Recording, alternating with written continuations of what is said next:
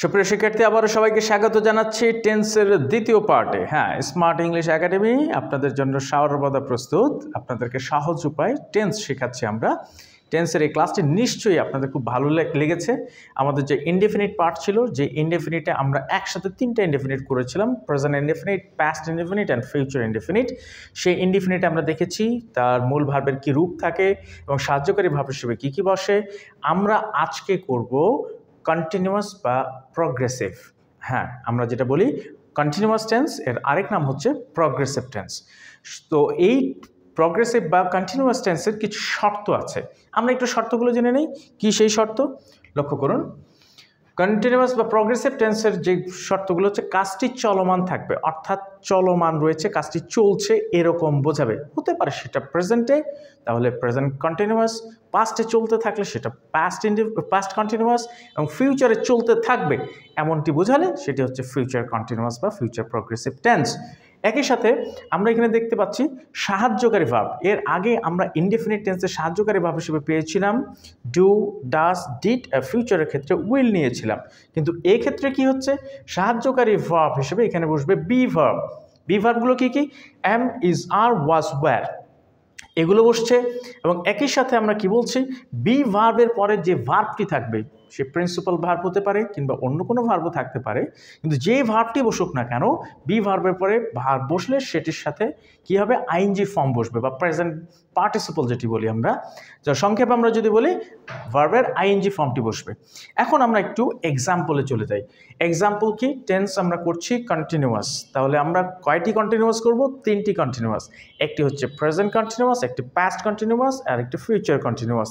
এখন শর্ত অনুযায়ী যদি আমরা আসি, প্রথমেই আমরা জানি যে কোনো সেন্টেন্সের একটি কি লাগে, সাবজেক্ট লাগে।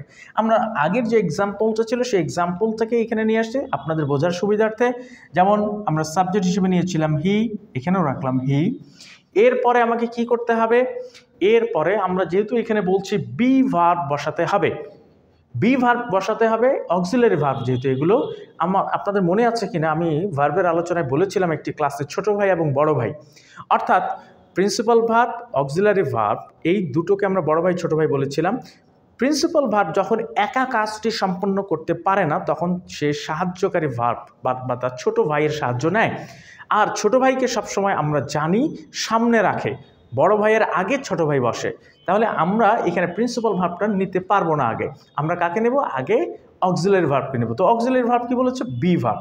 আচ্ছা, আমরা যদি প্রেজেন্ট কন্টিনিউয়াস করি, তাহলে বি ভার্বের প্রেজেন্ট ফর্মগুলো কি কি? আমরা জানি এম, ইজ, আর, এই তিনটি হচ্ছে প্রেজেন্ট, যারা সাবজেক্ট অনুযায়ী বসে।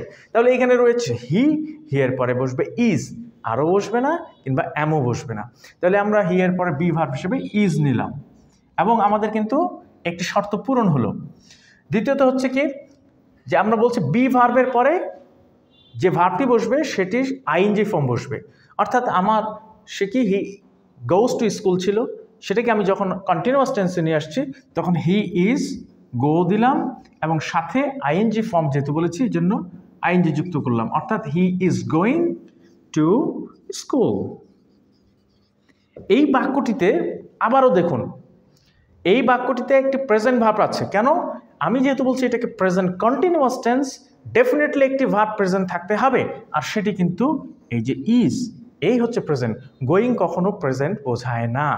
যেহেতু এই ইজটি হচ্ছে প্রেজেন্ট, সুতরাং, এবং এটি হচ্ছে একটি বি ভার্ব, একই সাথে এটি একটি অক্সিলারি ভার্ব।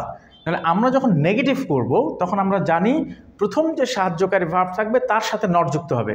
তাহলে আমরা কি বলবো এটাকে? He is not going to school.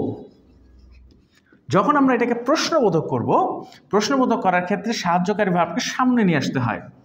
তাহলে is he going to school. এবং প্রশ্নবোধক এবং নাবোধক বোধ যখন বোঝায় তখন আমরা বলছি isn't he going to school. তাহলে আমরা এখানে কাকে প্রেজেন্ট পাচ্ছি? আমরা লক্ষ্য করুন, এখানে প্রেজেন্ট পেয়েছি এইটা প্রেজেন্ট এবং এটা প্রেজেন্ট। তাহলে আমি যখন পাস্ট কন্টিনিউয়াস করব, মনে রাখবেন পাস্ট কন্টিনিউয়াস মানেই হচ্ছে শুধু ভার্বটি পাস্ট হবে।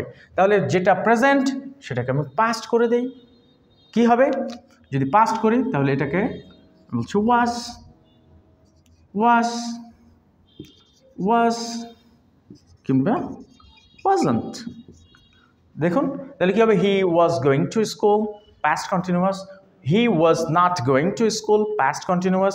ওয়াজ he going to school, past continuous. And wasn't he going to school, past continuous. তাহলে প্রেজেন্ট কন্টিনিউয়াস এবং পাস্ট কন্টিনিউয়াসের মধ্যে খুব বেশি পার্থক্য নেই। যেটি প্রেজেন্ট সেটিকে আমরা পাস্ট করে দিলাম। এবার থাকে ফিউচার। ফিউচার নিয়ে অনেকেরই কনফিউশন আছে। আমরা একটু ফিউচারটা দেখি কেমন। Just within the few seconds আমরা ফিউচার কন্টিনিউয়াস জানবো। ফিউচার নামে যেহেতু কোনো ভার্ব নেই, আমি আবারও বলছি ফিউচার নামে কোনো ভার্ব নেই, বাট ফিউচারকে ইন্ডিকেট করে যেই ভার্ব দুটি সেটি জানি আমরা, একটি শ্যাল আর একটি উইল। তার মানে যখনই আমি বলবো ফিউচার কন্টিনিউয়াস, ডেফিনেটলি শ্যাল অথবা উইলের ব্যবহার সেখানে থাকবে এবং সেখানে আসবে। তাহলে আমরা সাবজেক্ট হিসেবে নিয়েছিলাম হি, হিয়ের পরে ফিউচার যেহেতু বলছি এই জন্য শ্যাল অথবা উইল, তাহলে উইল বসে হি উইল। এরপরে আমরা শর্ত অনুযায়ী আমার কি লাগবে? বি ভার্ব লাগবে। বি ভার্ব মানে অ্যাম, ইজ, আর, ওয়াজ, ওয়্যার। এখন আমি যদি বলি he will is going to school, ভালো লাগবে? লাগবে না। কেন? আমরা জানি এটি মডাল অক্সিলারিজ, আর মডাল অক্সিলারিজের পর ভার্বের বেস ফর্ম বসে। আর বেস মানে হচ্ছে অ্যাম, ইজ, আর, ওয়াজ, ওয়্যারের বেস হচ্ছে এই যে বি। এটাই হচ্ছে বেস, এটাই আসল, এইটা থেকে সবার জন্ম। এই জন্য আমরা হি উইল বি দিলাম, অর্থাৎ বি ভার্বের শর্ত আমার পূরণ হলো। এরপরে যে ভার্ব থাকবে তার সাথে আইএনজি যুক্ত করব। তাহলে কি ছিল? গো ইং। তাহলে he will be going to school. এখন আমরা এখানে কয়টি অক্সিলারি ভার্ব পেয়েছি? দুটি অক্সিলারি ভার্ব পেয়েছি। যখন আমরা নেগেটিভ করব, শর্ত হচ্ছে প্রথম যে সাহায্যকারী ভার্ব থাকবে তার সাথে নট যুক্ত করতে হবে, নট দ্যাট এর সাথে। কার সাথে? উইলের সাথে। তাহলে কি হবে? He will not be going to school. প্রশ্ন যখন করব তখন নিয়ম অনুযায়ী প্রথম যে সাহায্যকারী ভার্ব থাকবে তাকে আমাকে সামনে আনতে হবে। তো প্রথম সাহায্যকারী ভার্ব হচ্ছে উইল, তাহলে will he be going to school. ভালো করে লক্ষ্য করুন, উইল সামনে শুধু নিয়ে আসবো, যার যেটা পজিশন ছিল সে সেই পজিশনে আছে, জাস্ট সাবজেক্টের আগে আমাকে উইলটা নিয়ে আসতে হচ্ছে।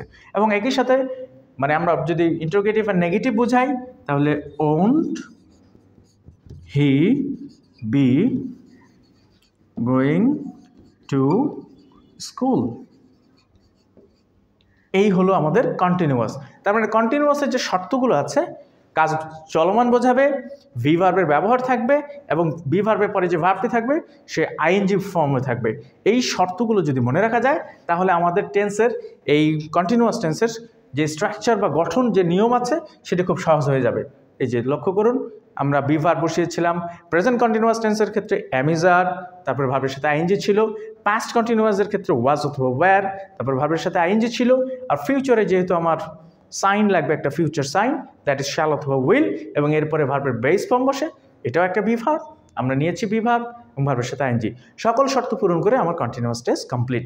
তাহলে আজকের এই লেসনে আমরা দেখতে পাচ্ছি একই সাথে আমরা কন্টিনিউয়াস বা প্রোগ্রেসিভ টেন্সের তিনটি ফর্ম করলাম: present continuous, past continuous and future continuous. Hope for the next আমাদের তৃতীয় পর্ব পারফেক্ট আসবে। সে পারফেক্টের আলোচনা দেখার জন্য সবাইকে আমন্ত্রণ জানালাম। এবং একই সাথে আমাদের এই ক্লাসটি যদি ভালো লেগে থাকে অবশ্যই আপনারা সাবস্ক্রাইব করবেন, লাইক দেবেন, কমেন্ট করে জানাবেন কেমন হয়েছে ক্লাস। আশা করি আপনাদের এই টেন্স খুব সহজেই আপনারা বুঝতে পারছেন। সে পর্যন্ত ভালো থাকুন, সুস্থ থাকুন। আসসালামু আলাইকুম ওয়া রাহমাতুল্লাহ।